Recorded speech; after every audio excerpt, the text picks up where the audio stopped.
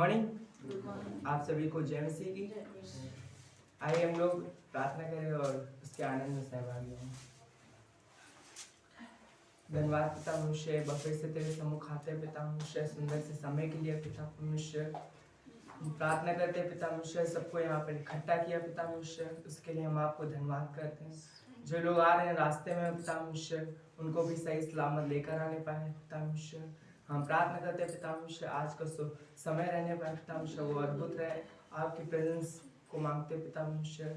हम प्रार्थना करते हैं जितनी भी सारी चीजें हो पिता मनुष्य, आपकी अगुवाई में होने पाए पिता मनुष्य। हम प्रार्थना करते हैं पिता मनुष्य, यहाँ पर जितने लोग बैठे हैं पिता मनुष्य, हम सभी को पिता मनुष्य आपकी पवित्र आत्मा की अगुवाई से भरना पिता मनुष्य। प्रार्थना करते हैं पिता मनुष्य कि आपके वचनों को पिता मनुष्य हमको बुद्धि ज्ञान समझ देना, कि आपके वचनों को सुनने के लिए समझ देना पिता मनुष्य। प्रार्थना करते हैं, हम प्रार्थना करते हैं पिता मनुष्य, शैतान की हर एक डिस्टर्बेंस आत्मा को दूर करना पिता मनुष्य। प्रार्थना करते हैं आपकी सुरक्षा में सारी चीजें होने पाए पिता मनुष्य। प्रार्थना करते सारी बातों को हम आपके हाथों में देते, जो भी आराधना करे पिता मनुष्य, दिल से पिता मनुष्य आनंद के साथ आपकी आराधना को करे पिता मनुष्य। प्रार्थना करते सारी बातों को हम आपके हाथों में देते, यीशु मसीह के नाम से मांगते हैं, आमीन। सबको गुड मॉर्निंग, जय मसीह की। आइए हम परमेश्वर की आराधना करेंगे। मिलकर हम सन्ना तेरी गाते, सारे जहां को सुनाते, मिलकर हम सन्ना तेरी गाते, सारे जहां को सुनाते, जय जय हो तेरी, महिमा हो तेरी प्रभु, सबको हम यह गीत सुनाते, हालेलुया। जय जय हो तेरी, महिमा हो तेरी प्रभु, सबको हम यह गीत सुनाते, मिलकर हम सन्ना तेरी गाते, सारे जहां को सुनाते, सारी जहां का सहारा, डूबे हुओं का किनारा, सारे जहां का सहारा, डूबे हुओं का किनारा, नैया हमारी डोली, मौजों में खाए हिलोरे, नैया हमारी डोली, मौजों में खाए हिलोरे,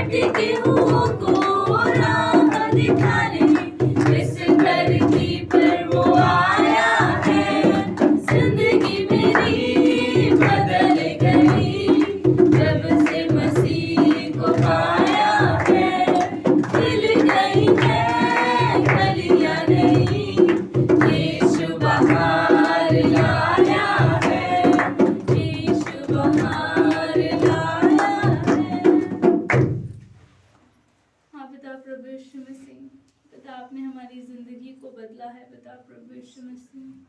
पिता आपने हमें अपना जीवन दिया है पिता प्रभु यीशु मसीह, और आप हमारी सारी ज़रूरतों को पूरा करते हो पिता। आपने हमें अपनी संतान चुना है पिता प्रभु यीशु मसीह। हम अपना जीवन पिता आपको समर्पित करते हैं पिता प्रभु यीशु मसीह।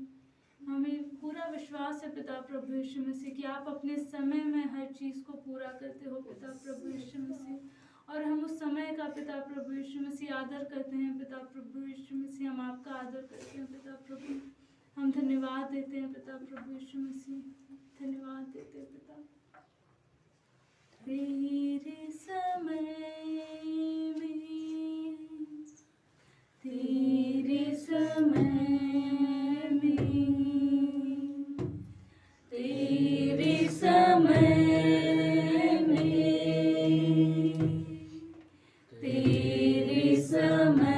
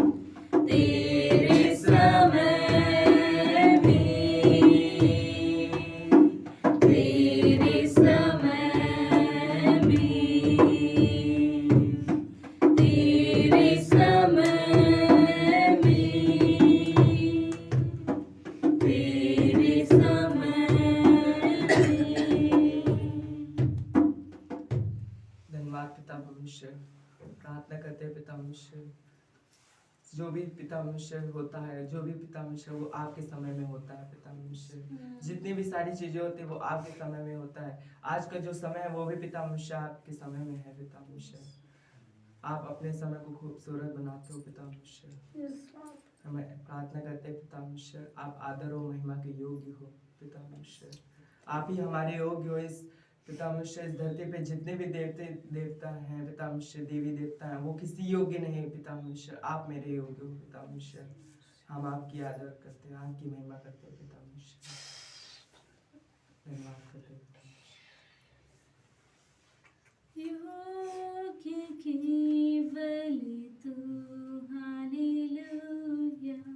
योग्य केवल तू, योग्य केवल तू ही प्रभु, मेरे प्रभु यीशु। योग्य केवल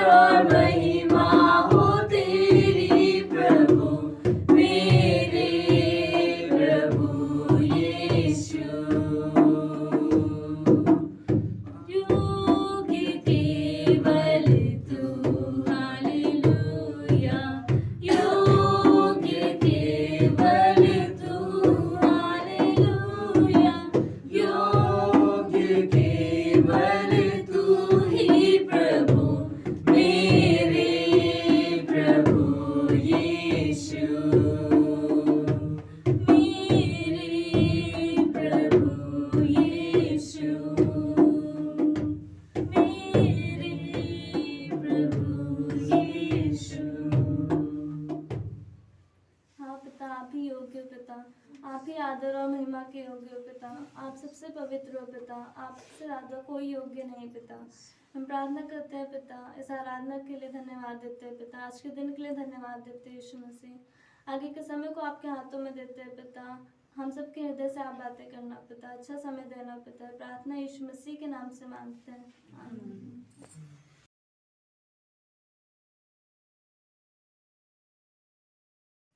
झीलों पे चलने वाला तेरा मेरा मसीहा, झीलों पे चलने वाला तेरा मेरा मसीहा, और ना फिसलने वाला, और ना फिसलने वाला तेरा मेरा मसीहा, झीलों पे चलने वाला तेरा मेरा मसीहा, झीलों पे चलने वाला तेरा मेरा मसीहा।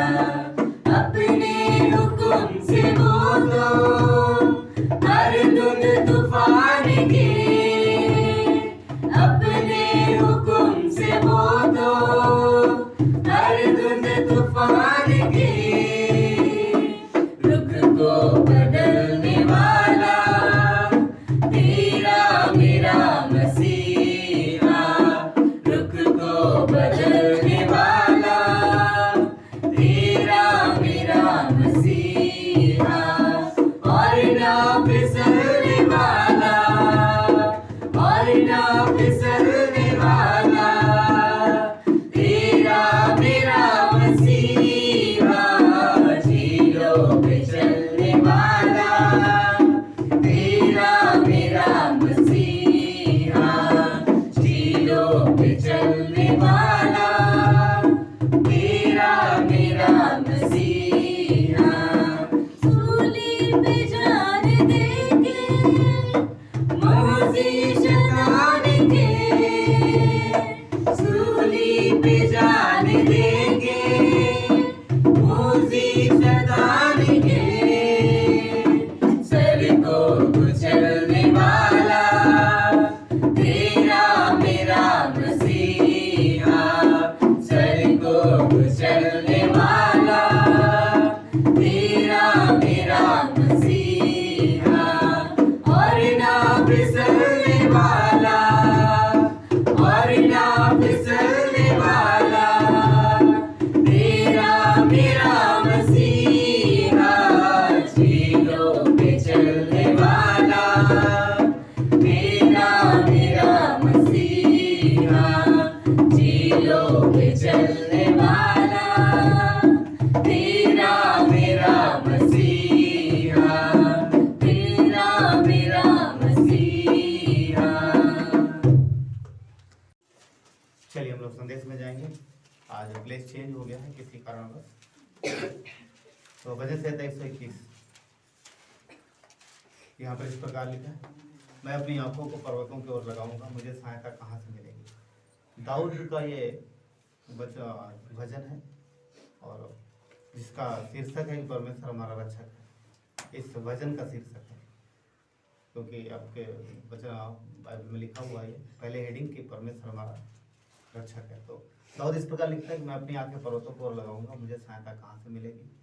मुझे सहायता यहोवा की ओर से मिलती है जो आकाश और पृथ्वी का करता है। हम जब भी पुकारते हैं तो परमेश्वर हमारी मदद करता है और सिर्फ वही हमारी मदद करता है और कोई नहीं, क्योंकि परमेश्वर हमसे और आपसे प्रेम करता है। वचन 3 कहता है वो तेरे पाँव को टलने न देगा, तेरा रक्षक कभी ना ऊँघेगा। सुन, इजराइल का रक्षक ना सोएगा, ना ऊँघेगा, ना सोएगा। यहाँ पर इजराइल का है 4, तो इजराइल के जगह आप अपना नाम भी कर सकते हैं। और परमेश्वर ने इजराइल से वादा दिया है और मसीह के थ्रू उसने हमसे वादा किया है। तो वो हमें हमारी सहायता और मदद करता और हमेशा हमारी ओर देखता रहता। हाँ, और उसकी नज़रें हमारे ऊपर लगी रहती है। और इजराइल जो देश है, परमेश्वर उसका सहायक और रक्षक है। और वचन कहता है कि आखिरी तक वो जाति बनी रहेगी, मतलब वो देश बना रहेगा, वो लोग बने रहेंगे, क्योंकि परमेश्वर संभालता है।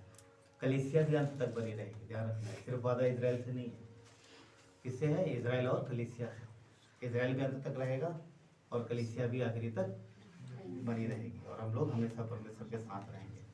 धरती पर हैं तब भी उसके साथ रहेंगे, और धरती पर नहीं है तब भी उसके साथ रहेंगे। हम कभी भी अलग होने वाले नहीं हैं, देह में और बिना देह के। यकीन करते हैं कि अगर आपकी मृत्यु भी हो जाती है तो भी मौत भी हमें परमेश्वर से जुदा नहीं कर सकती। हम हमेशा के लिए उसके साथ, ठीक है। ये कोई डर दम नहीं है। 5, यहोवा तेरा रक्षक है, यहोवा तेरी दाहिनी ओर आड़ है। 6, न दिन को धूप से न रात को चांदनी से तेरी कुछ हानि होगी। यहोवा सारी विपत्ति से तेरी रक्षा करेगा, वो तेरे प्राण की रक्षा करेगा। यहोवा तेरे आने जाने में अब से लेकर सदा तेरी सहायता और रक्षा करता रहेगा। तो जो भी काम हम करते हैं, जो भी जिन चीज़ों में भी हम हाथ लगाते हैं, परमेश्वर उसमें सुरक्षा देता है। मगर शर्त एक ही है कि हमें अपने तरीके से नहीं, परमेश्वर के तरीके से करना, ठीक है। चलिए प्रार्थना करें। परमेश्वर धन्यवाद देते हैं आपके दया कृपा के लिए प्रभु। यहाँ पर आपके देह है पिता, आपके लोग हैं परमेश्वर, हम आपकी ओर देखते हैं प्रभु यीशु। हम आपकी प्रेजेंस मांगते हैं परमेश्वर अपने हृदय में पिता, और आपकी अगुवाई मांगते हैं परमेश्वर। आज के संदेश से प्रभु यीशु हम सब आनंदित होने पाए, और हम सब आपकी उपस्थिति को महसूस करते हुए आपके वचनों को अपने हृदय में प्रभु स्थान देने पाए परमेश्वर। में से प्रार्थना धन्यवाद देते हैं प्रभु यीशु। हम सब अपने हृदय की रक्षा भी मांगते हैं परमेश्वर, शांति मांगते हैं प्रभु यीशु। शांत हृदय से प्रभु हम आपके वचनों संदेश को सुने प्रभु यीशु। हम आपके यहाँ अपनी सारी चीज़ों को आपके हाथों में सौंपते हैं प्रभु। आपका संदेश आपके लोग हैं, आप अगुवाई करो। धन्यवाद देते हैं, प्रार्थना विनती उद्धार करता है यीशु नासरी के नाम से, आमीन। आप बैठ सकते हैं।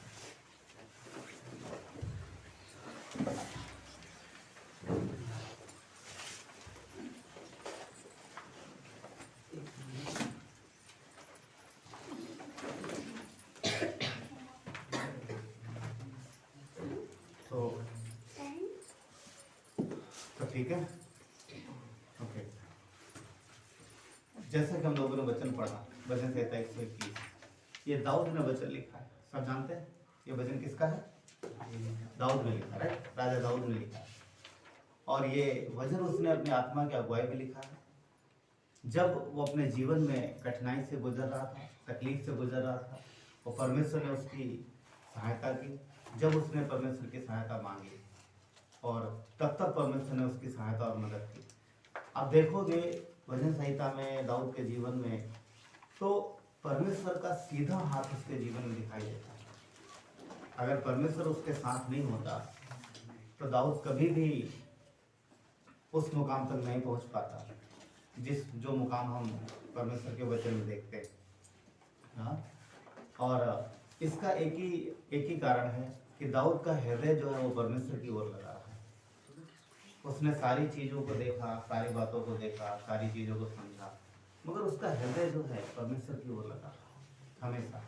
आज इतनी सारी आधुनिकता है, मतलब आज के समय की बात कर रहा हूँ। आज के समय में कलीसिया में हम सब हैं, मगर जो हृदय की बात करो तो हृदय बहुत सारी चीज़ों में, वस्तुओं में लगा रहता है, बहुत सारे कामों में लगा रहता है, बहुत तरीके की चीज़ें। क्योंकि संसार में बहुत चीज़ें शैतान ने दे दी हैं जो हमारे हृदय में वो स्थान ले लेती हैं कई बार जो परमेश्वर का स्थान है। कई बार वो वस्तुएं जगह ले लेती हैं, कई बार वो काम जगह ले लेते हैं, कई बार वो व्यक्ति जगह ले लेते हैं। इंसान भी हो सकते हैं कि वो स्थान जो परमेश्वर का है वो ले लें। परंतु हम दाऊद के जीवन में देखते हैं कोई भी वस्तु, कोई भी व्यक्ति परमेश्वर का स्थान उसके जीवन में नहीं ले पाया। और उसने जब भी परमेश्वर की ओर पुकारा है, परमेश्वर ने उसे उत्तर दिया है। ऐसा नहीं कि उसके जीवन में संकट नहीं आया, बहुत बार संकट आया उसके जीवन में, मगर परमेश्वर से उसे सहायता प्राप्त हुई है। क्यों? क्योंकि वो अपने हृदय में परमेश्वर को स्थान देता है, इसीलिए परमेश्वर उसका सहायक बना रहा हमेशा। क्या आज हमारा आपका नहीं है? मगर कई बार हम उसकी आवाज़ सुन नहीं पाते, कई बार उसकी आवाज़ सुन नहीं पाते। वो हमारा सहायक है, वो हमारा मददगार है। जिस विषय में हम लोग बात कर रहे हैं ना, जिस विषय में बात कर रहे हैं, दाऊद जानता था क्या, पता क्या जानता था? एक वचन जानता था कि जब परमेश्वर हमारी ओर है तो कौन हमारा विरोधी हो सकता है। रोमियो 8:31 में वचन कहता है कि जब परमेश्वर हमारी ओर है तो कौन हमारा विरोधी हो सकता है। दाऊद को पता था कि परमेश्वर उसकी ओर है। अब सवाल ये पैदा होता है, क्या दाऊद के विरोधी नहीं थे? हम सब जानते हैं, बहुत थे, बहुत थे। मगर इन सब के बावजूद भी उसका हृदय परमेश्वर की ओर लगा था। वो भरोसा करता था कि जब परमेश्वर हमारी ओर है तो क्या फर्क पड़ता है कौन हमारा विरोधी। क्यों? क्योंकि परमेश्वर हमारी ओर है। आपको पता है दाऊद के विरोध में कौन था? उसका बेटा खुद भी मनुष्य भी थे उसके विरोध में। हाँ, बहुत सारे मनुष्य थे, और कहीं कहीं देखा जाए तो शैतान ही है कुल मिला के, है ना।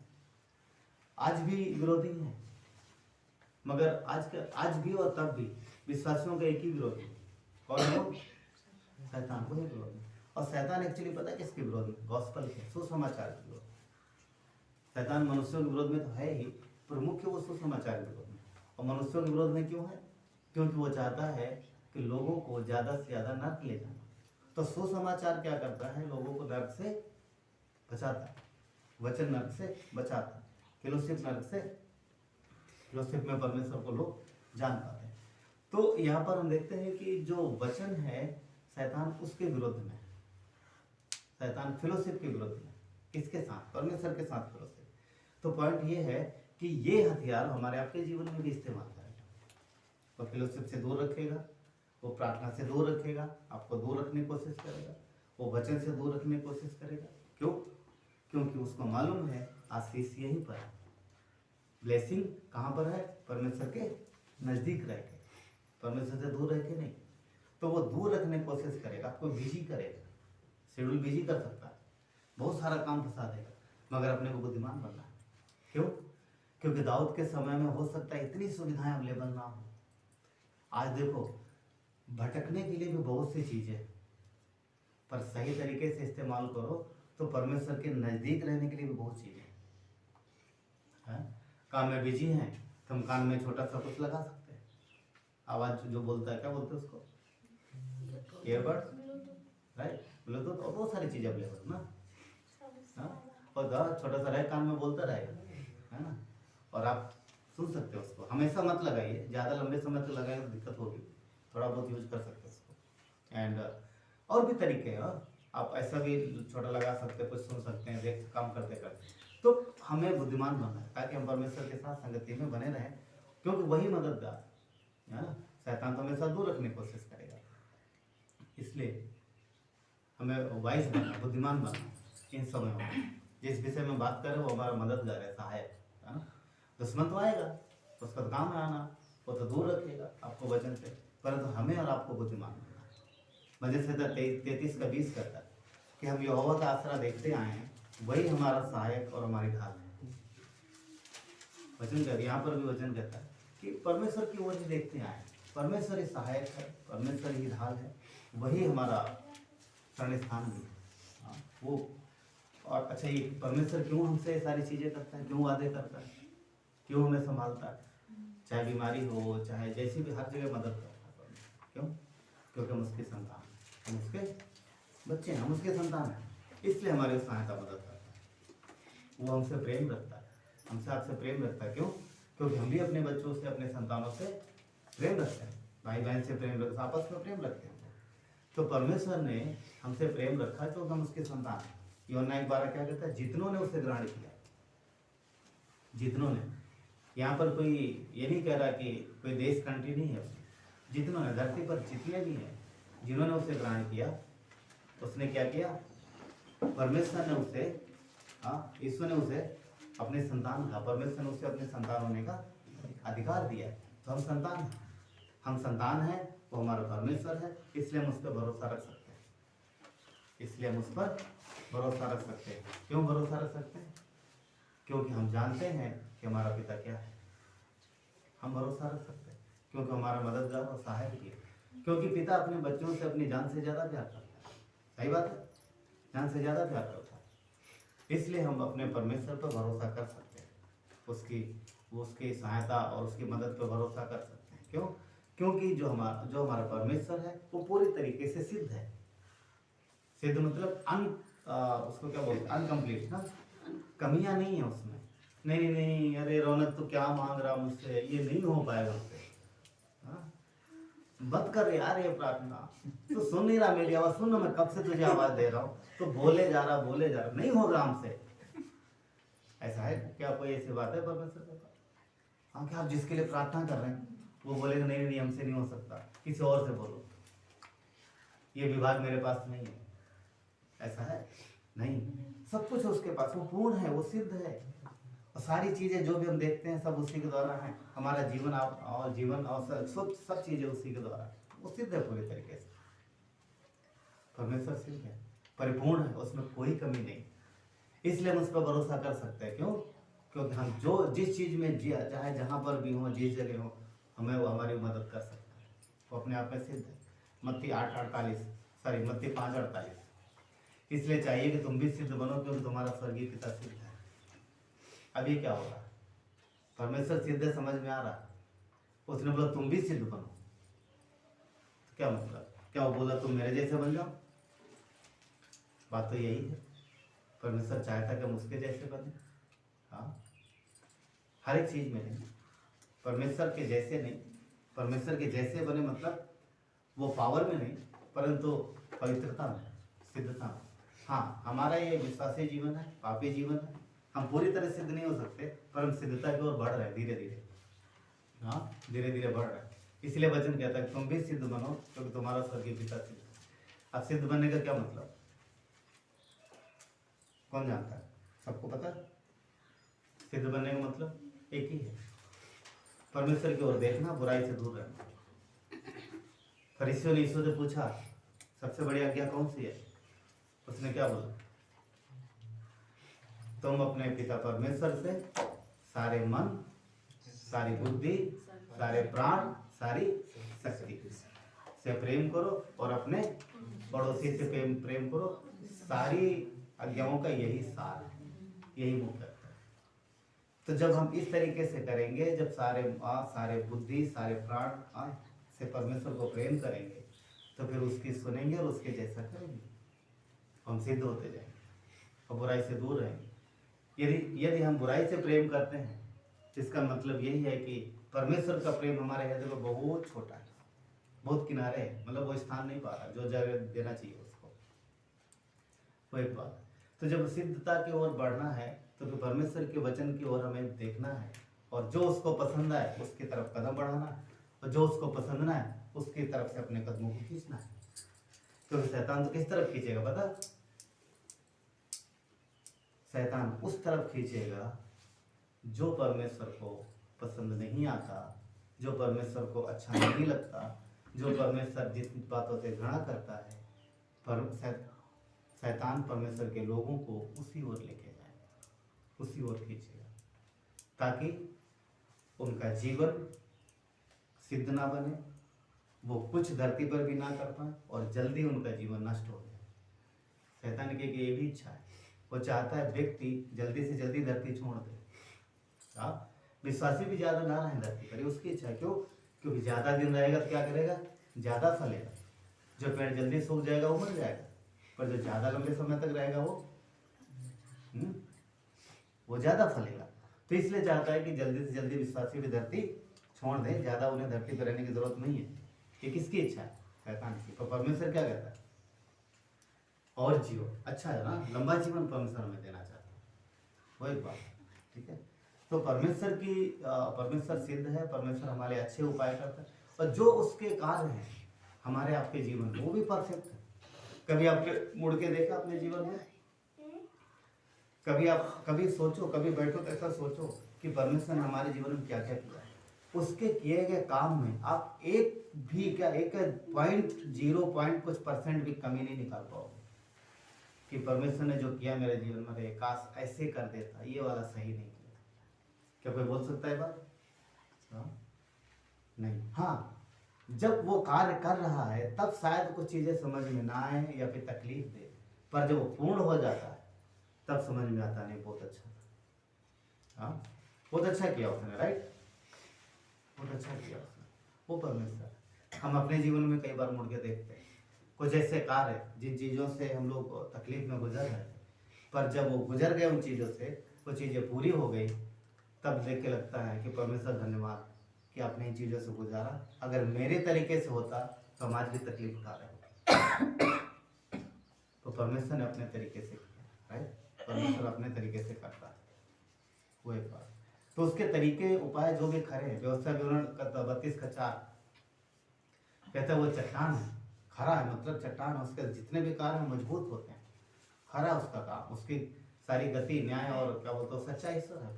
व्यवस्था विवरण 32:4 वो चट्टान है, उसका काम खरा है, उसकी सारी गति न्याय की है और वो सच्चा ईश्वर, उसमें कोई कुटिलता नहीं, वो धर्मी और सीधा है, मतलब कोई भी कमी नहीं है, ना उसमें कमी, ना परमेश्वर में कमी, ना उसके कार्य में कमी, राइट। तो उसके किए गए उपाय सिद्ध है, इसलिए भरोसा कर सकते हैं हर एक चीज पर, चाहे पढ़ाई हो, चाहे परिवार हो, चाहे बच्चों की परवरिश हो, चाहे नौकरी हो, चाहे जॉब हो, चाहे घर हो, कोई भी चीज हो, परमेश्वर पर निर्भर रह सकते हैं। और जिस तरीके से वो करेगा, जिस तरीके से वो ले जाएगा, वो परफेक्ट होगा, उसमें कोई भी कमी नहीं होगी। दूसरा सम्मेल, और उसका काम भी खरा, राइट। दूसरा सम्मेल 22:31 कहता है कि ईश्वर की गति खरी है, यहोवा का वचन ताया हुआ है, वो अपने शरणागतों की ढाल है। परमेश्वर अपने शरणागतों की ढाल है।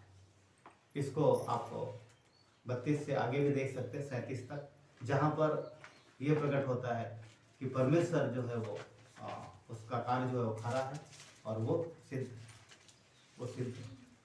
तो परमेश्वर बुद्धिमान है, परमेश्वर खरा, वो सिद्धता की ओर जाता है ना, वो एक बात। और दूसरी बात यह है कि हमें ये भी नहीं देखना है कि जो हमारा मददगार, हमारा सहायक, उसके लिए हमें कहीं चल के नहीं जाना, हाँ, उसको कहीं ढूंढने नहीं जाना, वो हर जगह अवेलेबल है। सही बात है, वो हर जगह उपस्थित है, वो हमारे हृदय में निवास करता है, हम उसे पुकारेंगे तो हमें मिलेगा। अनंत है परमेश्वर, परमेश्वर अनंत है, हर जगह हर समय उपस्थित रहता है। उसे हमें खोजने जाने जरूरत, आप जहाँ भी रहोगे, जिधर भी रहोगे, परमेश्वर वहाँ पर हमारे आपके साथ रहेगा। प्रकाशित वाक्य 22:13 कहता है, प्रकाशित वाक्य 22:13 क्या कहता है, मैं अल्फा और ओमेगा हूँ, मैं आदि और अंत हूँ। अल्फा और ओमेगा, वही शुरुआत है, वही अंत है, सारी चीजें उसी के द्वारा है, सब उसी में निर्धारित है। परमेश्वर 7 जगह विद्यमान है। साया में कहता है कि स्वर्ग मेरा सिंहासन, धरती मेरे पाँव की चौकी, तो मेरे लिए घर कहाँ बनाओगे। हाँ, भजन संहिता 139 पढ़ोगे तो उसमें क्या कहता है कि परमेश्वर 7 जगह विद्यमान है, राइट। भजन संहिता 139 में आप देखोगे 139 में 8 से 12 में ना, कि परमेश्वर हमारी हर जगह सहायता कर सकता है। परमेश्वर हमारी हर जगह सहायता कर सकता है। क्यों? क्योंकि वो परमेश्वर है, वो सब जगह विद्यमान है। तो ये हमारे आपके लिए कितनी अच्छी बात है, हाँ, कितनी अच्छी बात है, ठीक। वो उपाय करता हमारे आपके लिए, चाहे जहाँ पर जैसे वो उपाय करता हमारे लिए, इसलिए हम उस पर भरोसा कर सकते हैं, उस पर भरोसा कर सकते हैं। क्यों? क्योंकि परमेश्वर सिद्ध है। तो हमारे प्रेम का प्रत्युत्तर जो है, हमारे मतलब उसका प्रेम हमारे प्रत्युत्तर पर निर्भर नहीं करता। अफकोर्स हमारा प्रत्युत्तर हमारे लिए बहुत जरूरी है, हाँ। जब परमेश्वर हमसे कुछ उम्मीद करता है, जो हम प्रत्युत्तर देते हैं, जैसा प्रत्युत्तर, वो हमारे लिए बहुत आवश्यक है, बहुत अच्छा भी है हमारे जीवन के लिए, परंतु उसका प्रेम हमारे प्रत्युत्तर के द्वारा प्रभावित नहीं होता। समझ पा रहे हैं? हाँ, उसका प्रेम हमारे प्रत्युत्तर द्वारा प्रभावित नहीं होता। जैसे कि बच्चा शरारत करता है, माता पिता का प्रेम कम नहीं हो जाता, मगर हाँ, बच्चे के लिए थोड़ा तकलीफदायक हो जाता है कई बार ना, छड़ी आ जाती है फिर माता पिता का, अच्छी वस्तुओं के साथ साथ छड़ी आ जाती है, राइट, ठीक है। तो परमेश्वर का प्रेम, वो अपने को देखना है, वो समझना कि हमारा प्रत्युत्तर अगर अच्छा रहेगा तो उसके हाथ में अच्छी वस्तुएं हो सकती है, और अगर हमारा प्रत्युत्तर अच्छा नहीं रहा तो भी छड़ी भी हो सकती है ना। वो वचन नहीं कहता मैं डांटता हूँ, और ठीक है, तो वो जरूरी है। आपको पता है सिमसोन, कितने लोगों ने पढ़ा सिमसोन के विषय पढ़ा, सबने पढ़ा। परमेश्वर ने उसे कुछ काम दिया, तो बोलते हैं कि माँ के पेट से ही वो हाँ नाजिरा था राइट, नाजिर था राइट, हाँ थैंक यू, नाजिर था राइट। हाँ इधर की भाषा में थोड़ा आ ये मात्रा लग जाती है अपने आप है ना? तो वो नाजिर था राइट, नाजिर था। तो परमेश्वर उसे कुछ चीजों के लिए बोला था, इन चीजों से दूर रहना। आप पढ़ के देखो, जिन जिन चीजों से बोला दूर रहना वही काम किए। लाश के पास नहीं जाना, गया। हाँ कोई दाखरस नहीं लेना, लिया, ठीक है। और सारे हाँ हो गए राइट, वो तो आनंद में होगा ना, नाजिर के बाल नहीं कटते। तो कुछ चीजें थी पर उसने वही सब किया, जानबूझ के किया। हाँ और इससे ज्यादा भी किया। मगर क्या परमेश्वर का अभिषेक खत्म हो गया? नहीं खत्म हुआ। जब उसको बांधते थे रस्सियों से मजबूत तोड़ देता। क्या इसके पहले सारे पाप कर चुका था वो? क्या वो लाश को छू चुका था? क्या उसने शराब पी रखी थी? पिया था, पर इसके बावजूद भी अभिषेक था उसके ऊपर, उपस्थिति थी, वो सब तोड़ देता। मगर आखिरी में जब उसके बाल कटते, क्योंकि वो पहचान थी, पता, वो पहचान थी, नाजिर की पहचान थी। बालों से तो पहचाना जा रहा था, तो पहचान खो दी, पहचान खो दी। उसके बाद वो एक्चुअली पहचान, हम किस चीज से पहचाने जाते पता? सुनो, जो नाजिर थे वो कामों से पहचाने जाते थे। दाख मधु नहीं पिएंगे, कोई बुरी वहाँ संगति नहीं करेंगे, अलग रहेंगे। क्या हम और आप नहीं? बुराई के लिए परमेश्वर ने हमें और आपको भी नाजिर करके रखा, बुराई करो तो। बहुत सारे काम है जो दुनिया करेगी, हम नहीं कर सकते। क्यों? क्योंकि परमेश्वर के लिए हम एकदम खास है। नाजिर खास होते थे एकदम। अब तुम्हें अलग किया गया किसी काम के लिए। सिमसोन तुम ये काम नहीं कर सकते, ये तुम्हारे लिए नहीं है, तुम मेरे लिए हो, मैं तुम्हारे द्वारा अपनी सामर्थ प्रकट करूंगा, इसलिए तुम इस काम से दूर हो। सिमसोन बोल दिया ना, बस हो गया, अब मैं जा रहा हूँ।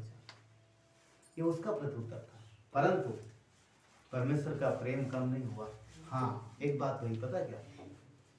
जब सिमसोन ने परमेश्वर की इच्छा अनुसार प्रत्युत्तर नहीं दिया तो सिमसोन के जीवन के लिए तकलीफें बढ़ गई, उसके जीवन में तकलीफें आ गई।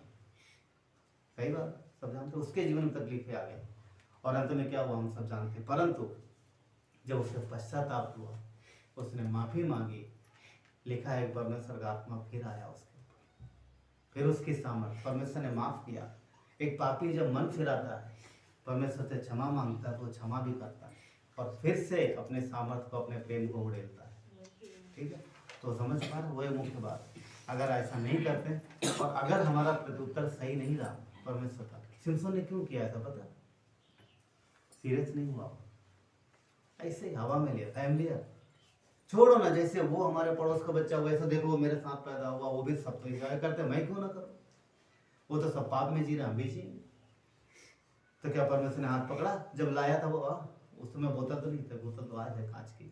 उस समय पता नहीं काहे मिलती होगी दाख मधु, हाँ जो भी, शराब की बात करो, कैसे मिलती होगी पता नहीं। हाँ चमड़े की ना, उससे मस्के। तो पिया साथ में बैठ, परमेश्वर ने हाथ रोका? नहीं रोका। दलीला के साथ गया, क्या रोका परमेश्वर ने? नहीं रोका। सब कुछ किया, रोका परमेश्वर ने? नहीं रोका। मगर परिणाम क्या आया? बाद में पछताया हर वो काम से। क्यों?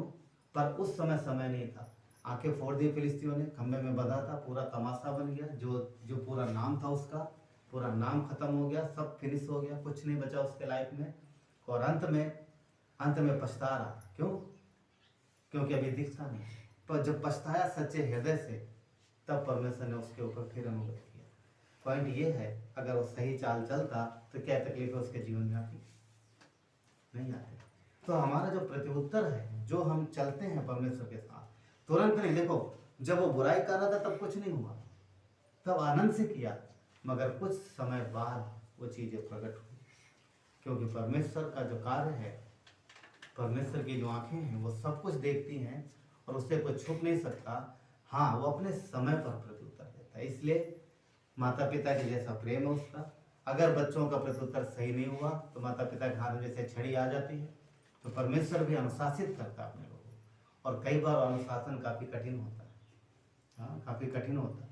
सिमसोन के जीवन में हम देखते हैं कि उसका जीवन फिर वापस नहीं आया, वो खत्म हो गया। हाँ, एक काम वो कर पाया, मरते मरते परमेश्वर के अनुग्रह से अपनी जिंदगी में जितने दुश्मनों को मारा था उससे ज्यादा वो मारा, वो अनुग्रह था उसका। पर जब अगला पॉइंट एक और आखिरी रहेगा, संसार के उपाय और मनुष्यों के उपाय से बढ़कर हम परमेश्वर पे विश्वास कर सकते हैं, क्योंकि विश्वास योग्य है। सिमसोन उम्मीद कर रहा होगा, चाहे जिस पे करता, उसने दलीला पर उम्मीद करी, क्या मिला? राइट, क्या मिला? आंखें चली गई, उसके बाद देख नहीं पाया कुछ भी। तो परमेश्वर करता है। देखिए, मनुष्य कई बार बुराई करता है, परंतु परमेश्वर का जो उपाय है वो बोल रहा, वो सिद्ध है, वो कभी फेल नहीं होता। यूसुफ के जीवन में देख लो, क्या उसके भाइयों ने परमेश्वर की योजना को फेल करने की कोशिश नहीं की? पूरी तरीके से बर्बाद करने की कोशिश की। जो तूने देखा है वो कभी नहीं होगा, ना हम होने देंगे। ये तो था, यूसुफ तूने जो देखा है वो बहुत बुरा है हमारी नजर में, हम ऐसा होने नहीं देंगे और हम तुझे मार देंगे। पर मार नहीं पाए। हम तुझे दास बना देंगे, तेरी जिंदगी को एकदम नर्क बना देंगे, तो मर मर के जिए। उन्होंने दास बना दिया। सही बात। तो परमेश्वर ने क्या बनाया? क्योंकि मनुष्य जो कोशिश करता है, जो बुराई करता है, शैतान जो बुराई करता है, शैतान कोशिश करता है। यूसुफ उस गड्ढे में गया, दास बना, मगर परमेश्वर के पास वो क्षमता है कि वो गड्ढे से क्या, वो दास से क्या, हर एक जगह से निकाल करके वो दास को राजा बनाया उसने। तो मनुष्यों की ओर से मनुष्य बुराई कर सकता है। तो कई बार अगर हम मनुष्य पे भरोसा रखते हैं तो मनुष्यों का भरोसा वो भरोसा टूट सकता है। वो सहायता नहीं पहुंचा सकते, कई बार लिमिट में उनकी सहायता। तो परमेश्वर विश्वास हो हर जगह पहुंचता है, हर जगह पहुंचता है। यूसुफ के जीवन में जब वो जेल में था, याद है, 2 लोग आए थे, बड़े खास व्यक्ति आए थे यूसुफ के पास जेल में। कौन थे वो? फिरौन के 2 मुख्य कर्मचारी, जो एक रोटी खिलाता था, जो एक उसको शराब पिलाता था। पता नहीं सर, जो भी पीता हो, पानी वानी जो सब कुछ पीता, मैं शराब की बात नहीं बोल सकता। राजा महाराजा थे, उनके शौक अलग होते थे। परंतु पता क्या, एक तरीके से वो पहले चेक करते थे। वो पहले चेक करते थे, जब चीजें सही होती तब उनको वो भेजते थे। इस तरीके से था। तो वो दोनों खास व्यक्ति जेल में, क्योंकि वचन कहता फिर उनसे नाराज हो गया। अभी तक यूसुफ आम कैदियों के साथ था। जब राजा के कर्मचारी आए तो उनके लिए अलग व्यवस्था होती ना, क्योंकि थोड़े दिन की, 1-2 दिन की, मतलब कुछ ही दिन की सजा थी उनकी, और सबको पता था इनमें से लौट के फिर जाएंगे। तो बहुत बढ़िया अरेंजमेंट हुआ। यूसुफ को उनकी सेवा के लिए लगा दिया गया। यूसुफ ने देखा, बाप रे, ये तो फिर उनके साथ रहते हैं। फिर उन कौन? पूरे देश का मालिक है, ये मुझे जेल से निकलवा सकते हैं। क्या उसका सोचना गलत था? क्योंकि ये बोल देंगे, यही 2 व्यक्ति हैं जो राजा के साथ सबसे नजदीक रहते हैं हमेशा। ये बोलेंगे तो चुटकियों में निकाल दें। क्या उसका भरोसा गलत था? गलत आदमी को उन्होंने भरोसा किया था, उसने, यूसुफ ने नहीं। वो कर सकते थे। फिर उनको बोलते और उसके मन में आता, हो सकता। पर वचन क्या लिखा? ये यूसुफ की गलती थी। एक्चुअली में ये यूसुफ की गलती थी, क्योंकि उस समय, उतने समय में उसने उन मनुष्यों पर भरोसा किया परमेश्वर से ज्यादा। और वचन पता क्या लिखा है? दोनों यहाँ से निकले और यूसुफ को भूल गए। एक तो मर गया, एक तो मर गया। वो जो पका रोटी खिलाता था वो मर गया, पिलाने वाला बचा, वो भूल गया, याद नहीं रहा उसको। और देखो, पूरा भूल गया, उसके दिमाग से निकल गया, नहीं याद। और जब कितनी गहरी बात यूसुफ ने उसके जीवन में बताई थी। तो पॉइंट क्या है? यूसुफ ने उन मनुष्यों पे भरोसा रखा, उस व्यक्ति पे भरोसा रखा कि ये जाएगा, मुझे फिरौन के द्वारा इस जेल से निकलवाएगा। तो परमेश्वर यूसुफ को दिखा रहा था, मनुष्य नहीं, मैं ही तुझे निकालूंगा, मैं ही तेरा परमेश्वर। और वो भूल गए। तो जो सहायता है वो परमेश्वर की ओर से आती है, परमेश्वर की ओर से आती है। हम सब जानते हैं इस बात। तो हमें और आपको भी, क्योंकि परमेश्वर हमारा सहायक है। जीवन में कई सारे व्यक्ति हो सकते हैं, वो पिलाने आ रहे जैसे भी, जो राजा के बगल में रहते हैं, पर वो नहीं, परमेश्वर ही हमारी सहायता और मदद करने वाला है। वजह से 54:4 क्या कहता है? देखो, परमेश्वर मेरा सहायक है, प्रभु मेरे प्राण को संभालने वालों के संग है। जो आपको संभालेगा, जो हमको संभालेगा, जो हमारी मदद करेगा, जो हमारी सहायता करेगा, परमेश्वर उसकी सहायता करेगा। ये वादा किसके साथ हुआ था? अब्राहम के साथ। जो तुझे आशीष देंगे मैं उन्हें आशीष दूंगा, जो तुझे कोसेंगे मैं उन्हें कोसूंगा। तो परमेश्वर हमारे प्राण को संभालने वालों से, जो हमारी सहायता करेगा, परमेश्वर उसकी सहायता करेगा। वो एक बात। वो एक बात। तो हमें एक दूसरे की भी सहायता करना, परिवारों में भी सहायता करना, क्योंकि हम फैमिली है ना, हम परिवार है। कई बार परिवारों में भी बहुत प्रॉब्लम हो जाती है।